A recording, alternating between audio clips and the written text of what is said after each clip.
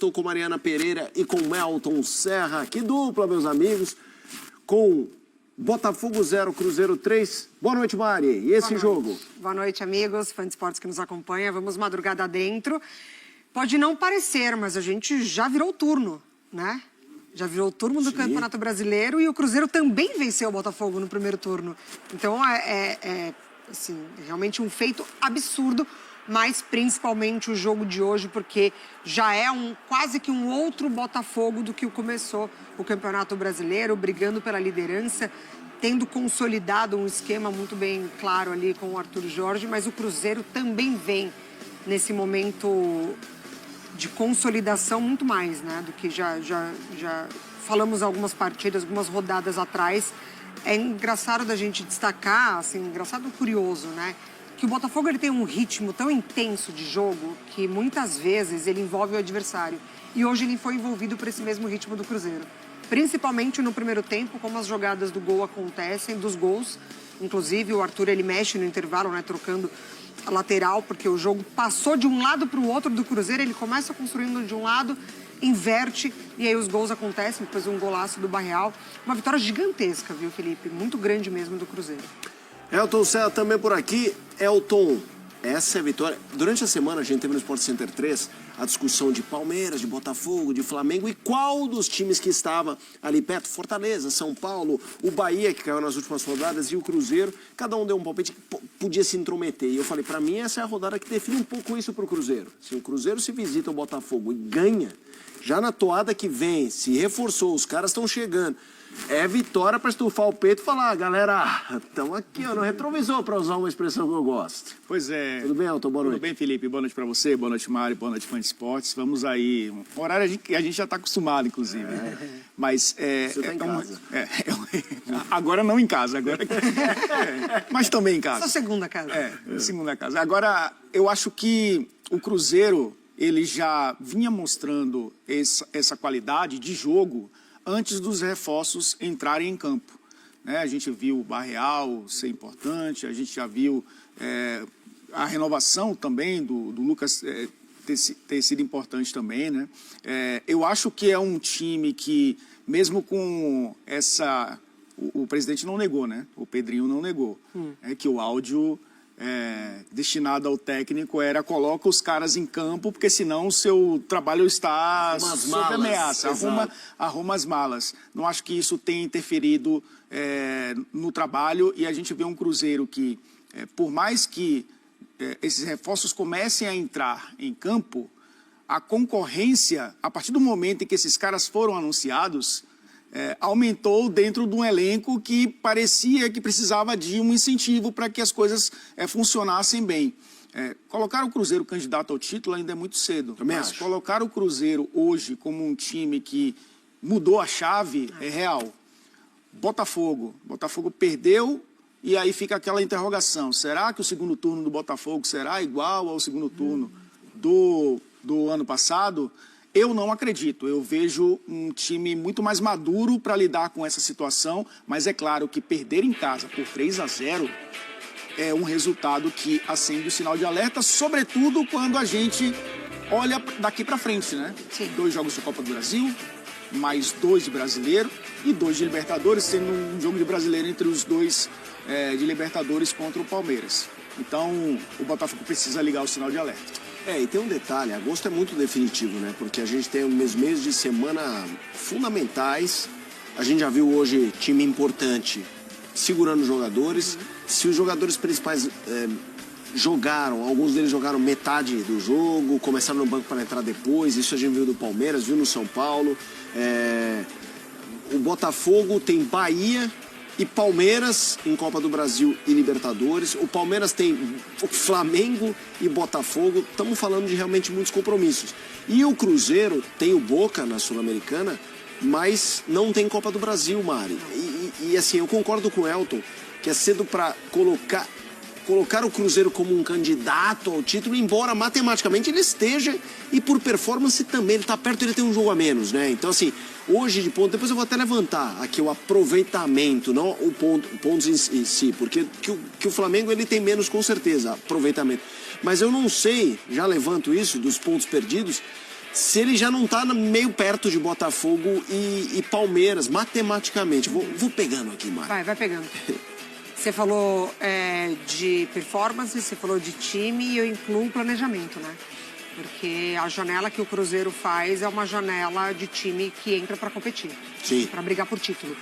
A gente viu hoje, por exemplo, enfim, um reforço que já não é de hoje mesmo, dessa chegada recente das últimas semanas, o Cássio, de quando ele é anunciado passa um tempo, né? Para ele poder estrear por conta da janela. E hoje fez uma baita partida. Absurdo. Assim, hoje foi realmente um absurdo o que ele fez. E hoje o Lautaro Dias também, né? Foi uma peça fundamental. De um lado muito bem estabelecido ali do Cruzeiro. Passa muito por esse lado.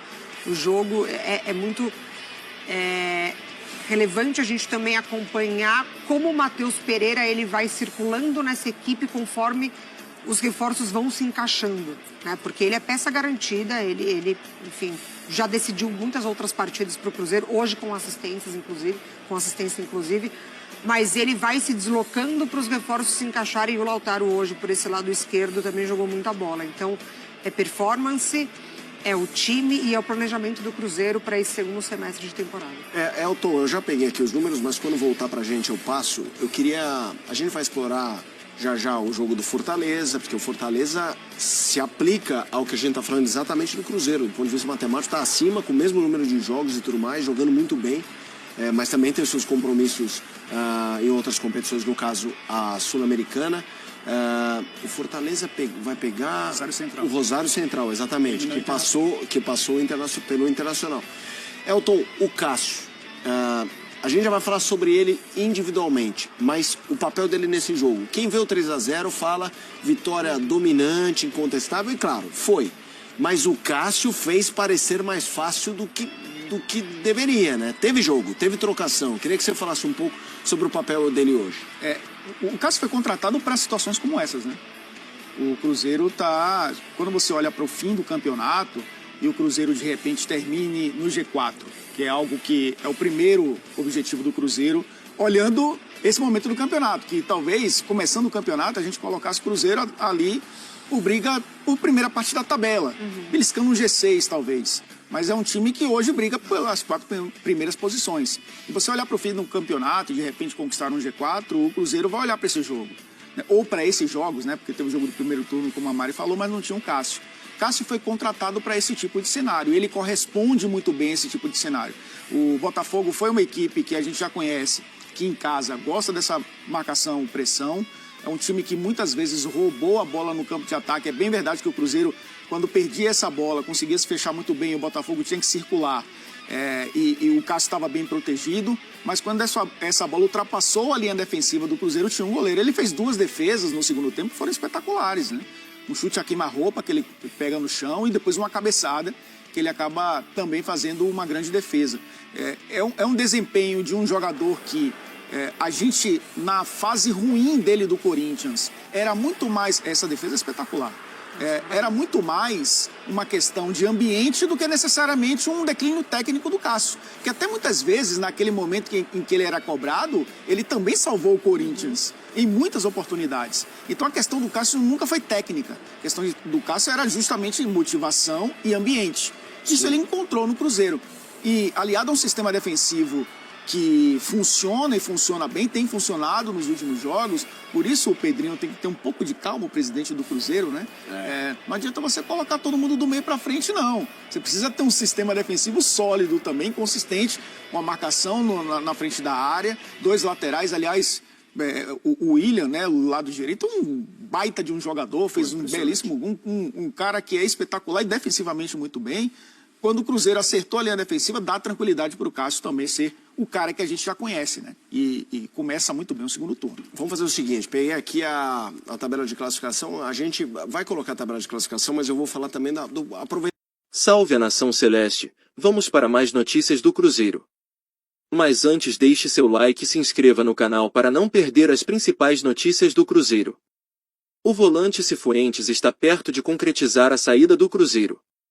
O jogador pertence ao Rangers, da Escócia, e ficaria no Cruzeiro por empréstimo até o fim do ano. Sem espaço no elenco, o equatoriano vai rescindir o contrato e irá atuar no Aris Thessaloniki FC, da Grécia. A contratação de Cifuentes pelo clube celeste foi feita ainda sob a gestão da SAF, gerida por Ronaldo Fenômeno. O empréstimo teria uma duração de 1 ano. No entanto, Cifuentes não se firmou no Cruzeiro.